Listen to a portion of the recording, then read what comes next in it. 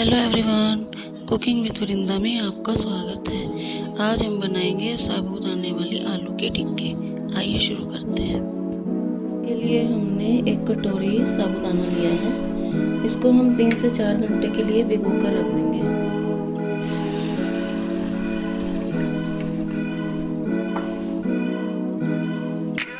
4 घंटे भिगोने के बाद अब हमने इसका पानी निकाल दिया है।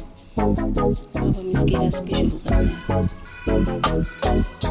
कटोरी साबूदाने के लिए हमने लगभग आधा किलो आलू को बॉईल कर लिया है। आलू को इस तरीके से अच्छे से मैश कर लेंगे।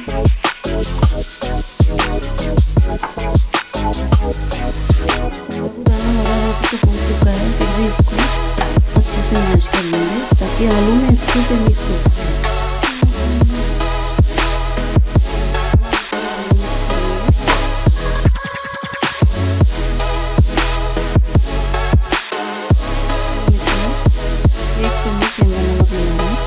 आप अपनी ज़रूरत के हिसाब से कम या ज़्यादा कर सकते हैं।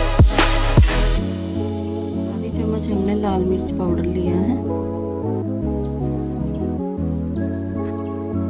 हम इसे अच्छे से मिक्स कर लेंगे।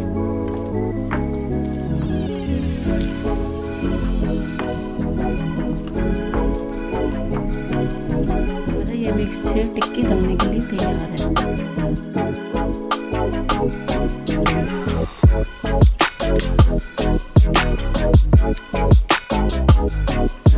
ये बन चुकी है। अब हम इन्हें फ्राई करेंगे।